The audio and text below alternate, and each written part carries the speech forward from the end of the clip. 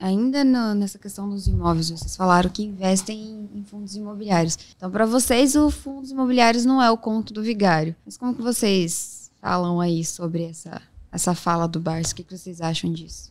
Então, eu vejo o seguinte, que o Barsi sempre investiu em ações foi o que deu esse retorno absurdo para ele, e ele acredita que seja o melhor veículo, e eu vejo que no final das contas, pro objetivo dele, acaba sendo também, que você comprar um fundo imobiliário, você está investindo em imóveis.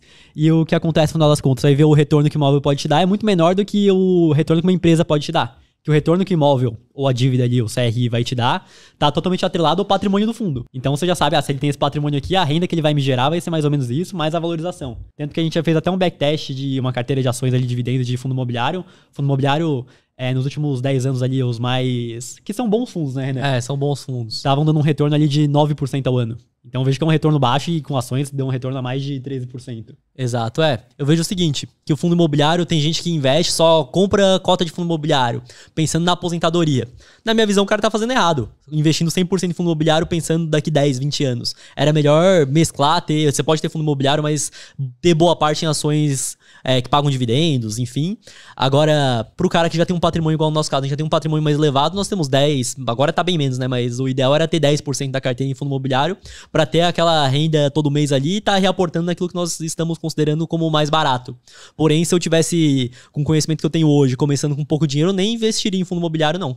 É que tem a questão também coisa. Que é simples do cara entender. Então, para entender o que uma empresa faz, para entender como que ela ganha dinheiro, para entender como é que funciona a política de dividendos, para entender o payout. É muito mais complicado do que o cara ver, eu tô comprando esse fundo imobiliário que tem essas lajes corporativas, a galera paga aluguel, eu recebo a minha parte. Eu vejo que é simples de entender.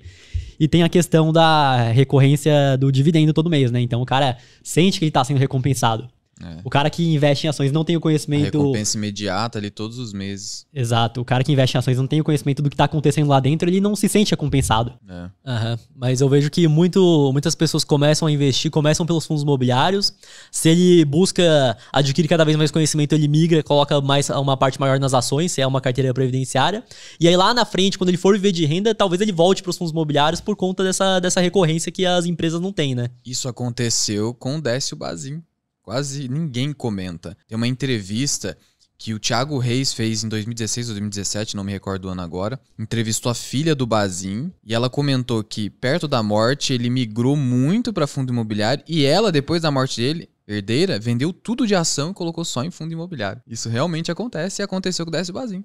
Porque pro cara que não consegue acumular um patrimônio absurdamente grande, ele precisa de, sei lá, 0,5, 0,6, 0,7% ao mês, ele vai pro fundo imobiliário mesmo. Que vai pagar todo mês ali, que vai ser mais tranquilo. Mas aí é pro cara que já tem um patrimônio, né? Agora pro cara que tá construindo. Esse ponto que a gente tava conversando sobre juro negativo. O cara que tem um patrimônio grande, meu amigo, vai ficar querendo se preocupar com a inflação, que eu tô perdendo da inflação. O cara tá recebendo um rendimento que é suficiente pra viver todos os meses, com uma perspectiva de reajustamento, se ele tem fundos de tijolos. O cara é renda fixa mesmo. Tem muita gente que tem um patrimônio gigantesco e bota na renda fixa ali e não quer saber de nada. O cara já tem um patrimônio gigantesco e vai viver com um percentual muito pequeno, pode até comprar imóvel a preço de mercado e deixar alugado lá, pagar pra imobiliária, que o cara vai viver também. Pois é. Quem tem muito dinheiro, taxa de rentabilidade se torna o menor dos problemas. Exatamente, mas realmente acho que pro cara que tá começando agora, ele pode começar pelos fundos imobiliários para ter esse sentimento de recompensa, mas no final das contas, se é para a longo prazo, melhor partir para boa parte da carteira tá em ações, não tem o retorno dele vai ser maior. Mesmo, tem que aguentar a volatilidade, ficar um ano sem pagar dividendo, a S Brasil que vai fechar capital, tá 2 anos sem pagar dividendo. Esse é o raiz mesmo, o exercício de investidor tá nas ações, né, cara? É que no final das contas eu vejo o seguinte, que o cara tá pensando, não tá querendo esse dividendo agora, não vai mudar nada pra ele. Vai pras ações que ele vai ter um retorno muito maior, ele vai, às vezes, eu não vejo como risco, né, mas vai ter uma volatilidade maior nas ações, mas é o que vai fazer com que ele tenha um patrimônio maior pra desfrutar lá na frente. E outro ponto também é que às vezes o cara projeta, não, que eu vou investir nessas ações aqui, elas vão dar esse retorno pra mim. Podem ter ações que vão trazer um retorno menor, mas outras vão compensar com um retorno maior também. É a questão da convexidade mesmo. E se a pessoa não quiser correr todo esse risco de selecionar individualmente, tem a opção dos ETFs. Se a pessoa... Eu quero me expor no mercado acionário, mas não quero ter esse risco de selecionar empresas que são ruins. Existe a opção do ETF que cada vez mais cresce no Brasil, porque já é um mercado consolidado no mundo e principalmente nos Estados Unidos. É uma questão que até a gente fez um vídeo comparando vários investimentos. Se eu fosse investir em somente um ativo pro resto da vida. A gente botou lá renda fixa, botou fundo imobiliário, botou uma ação específica, mas acho que o mais interessante é investir no ETF do S&P 500 e esquecer. Todo mês você investe lá e já era.